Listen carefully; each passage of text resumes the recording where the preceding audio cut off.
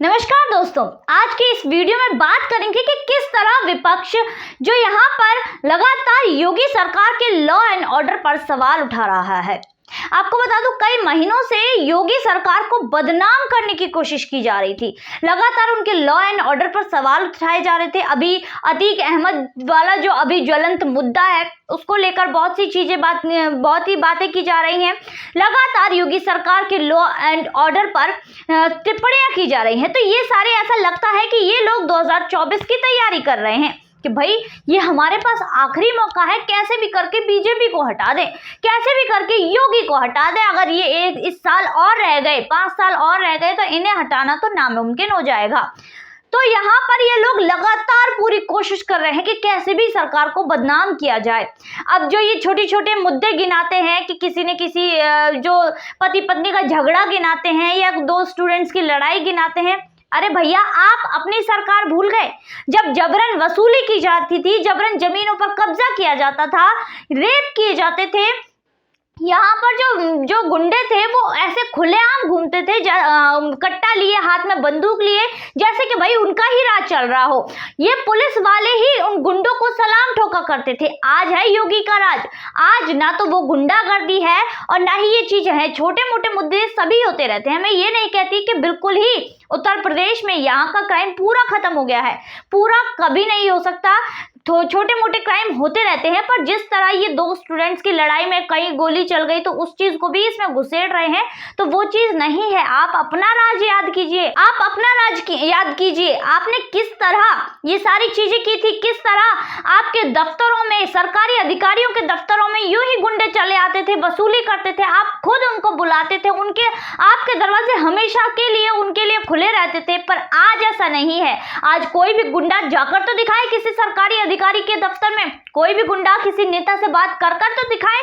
यहाँ पर योगी सरकार चल रही है, तुरंत एक्शन लिया जाता है। तो अब ये पूरे विपक्षी बौखला रहे हैं, गुंडे बौखला रहे हैं, लगातार इनका पलायन शुरू हो गया है। ये लोग प्रदेश छोड़ कर जा रहे हैं क्योंकि सबके जो पैर हैं वो कांपने लगे हैं कि भैया, जैसे कि बचपन में मम्मी जो कहानियां सुनाती थी कि सो जा नहीं तो भूत आ जाएगा, वैसे ही अब योगी का खतरा इन गुंडों को हो गया है कि भैया यहाँ से निकल लो। इन माफियाओं को ये लगता है भैया यहाँ से निकल लो, योगी एनकाउंटर कर देगा, योगी अपनी जो एक नजर हम पर डाल देगा तो हम यहाँ वहीं भस्म हो जाएंगे। तो इस तरह की चीजें अब ये गुंडे और माफिया समझ चुके हैं, जिस पर ये मजबूर हो रहे हैं कि यहाँ से जाए। अब इनमें भी एक कपकपी छूट रही है कि भैया अब एनकाउंटर शुरू हो गया है, अब बचना मुश्किल है। अब यहाँ पर ये सारी चीजें हैं जो वो बिल्कुल समाप्त होने वाली हैं, यहाँ पर अब हमारी नहीं चलने वाली है। उमेश पाल की जो हत्या हुई थी उसके लिए योगी जी ने कहा था कि मिट्टी में मिला देंगे इन माफियाओं को।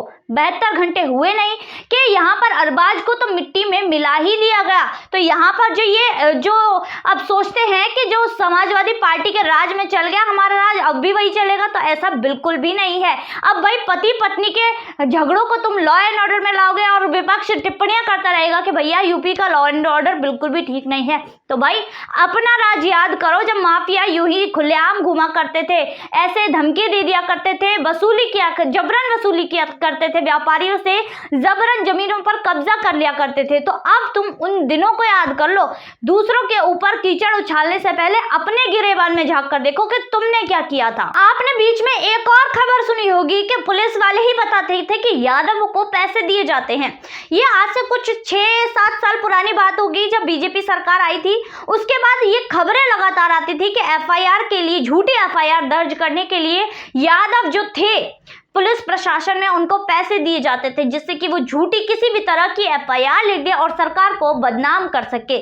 सरकार को बदनाम करने के लिए इन्होंने कोई भी कसर नहीं छोड़ी। मथुरा के जवाहर बाग की घटना तो आप लोगों को याद ही होगी, कैसे कि राम वृक्ष यादव नाम के एक व्यक्ति को सैकड़ों एकड़ जमीन के एक बाग में जबरन घुसा दिया गया था। जब हाईकोर्ट तक ये बात पहुंची तो हाईकोर्ट ने उसको निकालने की बात करी, जिसके बाद पुलिस पर उसने फायरिंग की, जमकर फायरिंग की, जिसमें एक एसपी, एक एडिशनल एसपी और इसके अलावा 2 कांस्टेबल मृत्यु को प्राप्त हो गए, यानी कि वो मारे गए।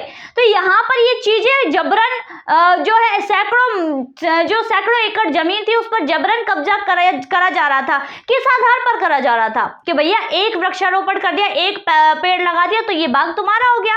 इस तरह की चीजें होती थी। भवनों पर निर्माण कर दिया जाता था, लोगों का, लड़कियों का बलात्कार कर दिया जाता था, रेप कर दिया जाता था। तब इनकी जो सरकार थी उस पर कौन टिप्पणी करेगा। आज ये जो मुंह उठाकर बोलते हैं, मैं ये नहीं कहती कि क्राइम खत्म हो गया है, ऑर्गेनाइज्ड क्राइम, सिंडिकेट क्राइम खत्म हो गया है, अब बस गिने चुने क्राइम रह जाएंगे। ऐसा कोई भी प्रदेश नहीं है जहां पर क्राइम ना हो।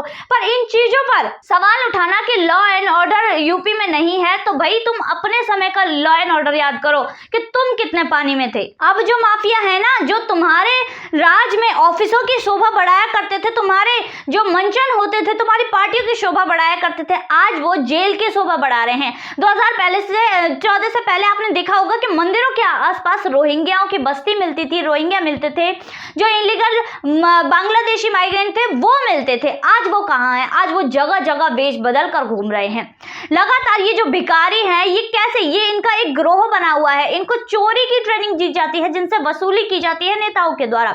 लगातार ये चोरी करते हैं, भीख मांगते हैं। एक दिन में भीख के ये कितने पैसे कमा लेते होंगे? क्योंकि भाई जो भी ये सिग्नल पे खड़े होते हैं, कम से कम नहीं तो ये 2-3 हजार रुपए कमा लेते होंगे महीनों की, हजारों की, ये लाखों तक की इनकी कमाई पहुंच जाती है, इनसे वसूली की जाती है। और इसके बाद धीरे धीरे प्रमोशन के नाम पर इनके साथ क्या होता है? प्रमोशन के नाम पर इनकी चोरियां बढ़ती हैं। लगातार कोई लैपटॉप चुरा रहा है, कोई मोबाइल चुरा रहा है, कोई पर्स मार रहा है, ये सारी चीजें इन्हीं के द्वारा की जाती हैं। तो इनका बहुत बड़ा रैकेट बना हुआ है। और यही तक ये नहीं ठहरते, ये मानव तस्करी तक पहुंच जाते हैं। लगातार लड़कियों को देह व्यापार में भी धकेलते हैं। तो ये सारी चीजें, अब जो ये हुआ कैसे, जो नेता हैं, जो वो वोट बैंक के लिए, अपने वोट बढ़ाने के लिए इनको यहां लाकर बसाया, रोहिंग्याओं को लेकर आए, बसाया।